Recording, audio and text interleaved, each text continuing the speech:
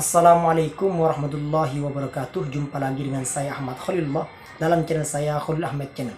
Pada kesempatan kali ini saya akan membahas atau menjawab hukum tentang pembacaan syair atau qasidah ibadallah haghithuna li ajlillah wa kunu aunana lillah hasanah fadlillah.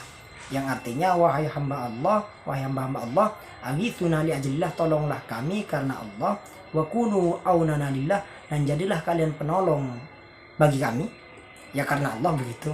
Hasanah dhawi fadillah, agar kami mendapatkan karunia sebab keutamaan Allah. Menurut orang yang tidak setuju dan tidak paham, atau mungkin pura-pura tidak paham, salah paham dan sebagainya, dan tidak mau paham gitu, pembacaan syair semacam ini katanya syirik. Mengapa kok syirik? Karena meminta kepada hamba Allah, meminta kepada selain Allah. Hal itu yang dikatakan sebagai kesyirikan atau orang musyrik, begitu. Ya, sayangnya mereka mungkin tidak tahu begitu. Ada hadis yang diriwayatkan oleh Ibnu Sunni yang dikutip oleh Imam An-Nawawi dalam Al-Adhkarnya. Saya katakan sekali lagi, Imam An-Nawawi mengutip riwayat Ibnu Sunni dalam kitab Al-Adhkar. Kalau seandainya tidak boleh, tentu Imam An-Nawawi tidak mengutip hadis tersebut. Saya bacakan dulu hadisnya. Idan falatad dabatu ahadikum bi ardi falatin falyunadi ya ibadallah ahbisu. Ya ibadallah ahbisu. Ketika tunggangan kalian itu hilang, lepas, bi ardi falatin, di hutan, falyunadi, maka panggillah ya ibadallah ahbisu, wahai hamba-hamba Allah, tahanlah kendaraan tersebut, tahanlah. Fa inna lillahi, karena sungguhnya Allah itu hadiron fil ardi sayahbisu, memiliki hamba yang akan hadir di tempat tersebut guna menahan tunggangan kalian yang lari, yang hilang.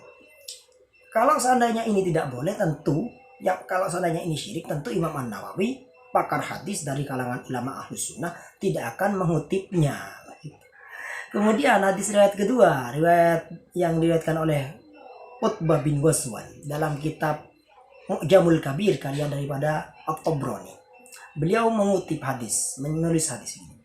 Idza adalla ahadukum syai'an aw aradakum aunan, ketika kalian itu kehilangan sesuatu atau berharap pertolongan, ya, berharap, wa huwa bi ardin laisa biha anisun, sedangkan ia ada di suatu tempat, di suatu tanah begitu, di suatu daerah yang mana ia tidak mengenal seorang pun di sana.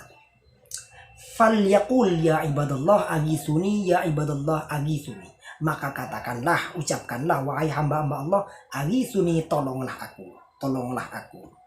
Fa inna lillahi ibadan lanarahum, karena sungguhnya Allah itu memiliki hamba yang kita tidak bisa melihatnya. Bisa jadi hamba-hamba Allah itu para malaikat, para wali, ya kita agak tahu gitu. Yang jelas Allah di sini di hadisnya itu memiliki hamba-hamba yang kita tidak bisa melihat mereka, gaib gitu. Ini bukan kita itu syirik, tidak, tapi ini adalah mencari perantara kepada hamba-hamba Allah, dan ini diistilahkan dengan istighatsah.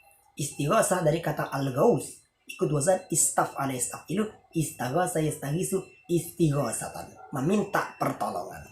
Biasanya pembacaan syair ibadallah ini dibaca selepas manakib, pembacaan manakib.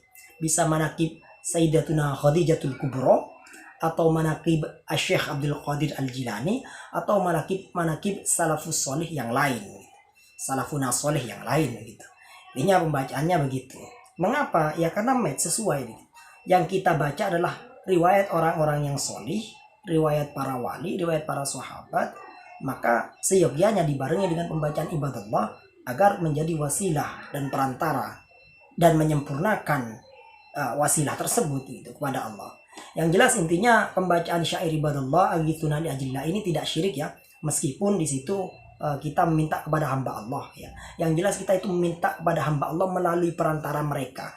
Memintanya kepada Allah tapi melalui perantara para hamba-hamba Allah. Dalilnya ada dalam kitab Al-Adhkar Nawawi dan kitab Mu'jamul Kabir karya daripada At-Tabrani. Jadi kalau bahas tentang dalil sudah ada ya, dan tidak syirik. Ingat, tidak syirik. Sekian dari kami, kurang lebihnya apabila ada kesalahan, kekurangan, atau perlu dipertanyakan atau perlu ditambahi, silakan tulis di kolom komentar. Wabillahi taufiq wal hidayah. Assalamualaikum warahmatullahi wabarakatuh.